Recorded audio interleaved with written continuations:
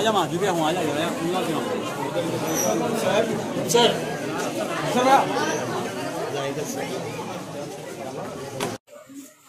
ఈ 4 సంవత్సరం జగన్మోహన్ గారు ముఖ్యమంత్రి అయిన తర్వాత మనం ఎన్నో మంచి కార్యక్రమాలు చేస్తున్నాం. ఊరికి కాబట్టి కూడా బాగా అభివృద్ధి పనులు చేస్తున్నాం. హాస్పిటల్ కానీ ఇలాంటివన్నీ కూడా మనకు కూడా ఇక్కడ అవసరం అంటే వాటర్ ప్లాంట్ కానీ ఇక్కడ కొత్తపల్లి ఇక్కడే మన దగ్గరలో హాస్పిటల్ కానీ ఇలాంటివన్నీ కూడా మనం చేసుకోగలిగినాం.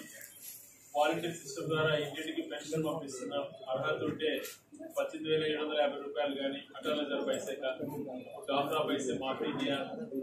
बहुत अच्छा आरोग्यश्री 5 लाख से 25 लाख का इंक्रीज कर लिया.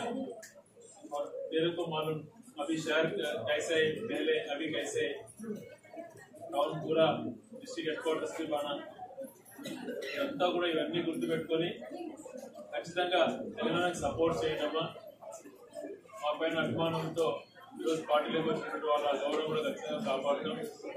అలాగే మీరు కూడా గమనించుకోండి, గతంలో రాయచూటి టౌన్కి నేను శాసనసభ్యుడిగా రాకముందు నీళ్ళు కూడా చాలా కష్టం ఉండేది. వెలిగల నీళ్ళ దగ్గర నుంచి రింగ్ రోడ్ దగ్గర నుంచి ఎన్నో పనులు మనం చేశారు.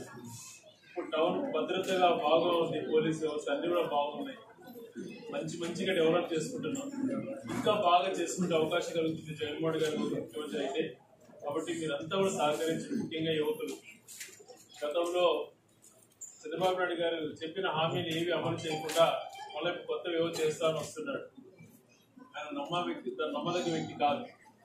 40 సంవత్సరాల నుంచి ఆయన రాజకీయాల్లో ఉన్నాడు, పార్టీ ఉంది అంటున్నాడు, సీనియర్ అని అంటున్నాడు.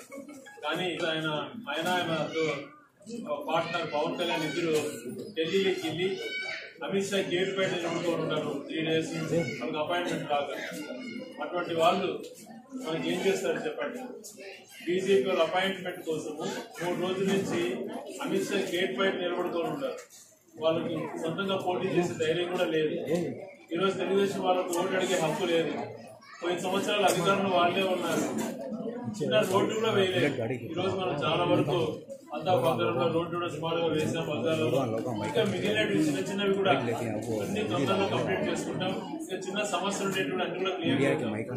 పెన్షన్ గతంలో 4,500 మన మున్సిపాలిటీలో వస్తే ఈరోజు 8,000 రూపాయలు మనం ఇస్తున్నాం. ఇంకా ఎవరికన్నా కొంతమందికి పెన్షన్ రాని వాళ్ళకి కూడా త్వరలో వస్తాయి. అవి కూడా అన్ని రంగాలలో మీ దయతో ఖచ్చితంగా మెయిన్ చేస్తానని మీకు అందరికీ కూడా తెలియజేసుకుంటాను.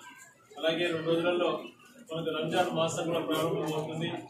పవిత్రమైనటువంటి రంజాన్ మాసంలో మీరందరూ కూడా బాగుండాలని, అల్లాహ్ ఆశీస్సులు మీకు అందరికీ చల్లగా ఉండాలని, మీ అందరూ కూడా అలాగే మీ కుటుంబం గురించి కానీ మీరందరూ క్షేమంగా ఉండాలని, ప్రాంతం కూడా బాగుండాలని, అలాగే మన పార్టీ కూడా బాగుండాలని అల్లాహ్ను కోరుకోవాలని చెప్పి నేను మనస్ఫూర్తిగా కోరుకుంటున్నాను.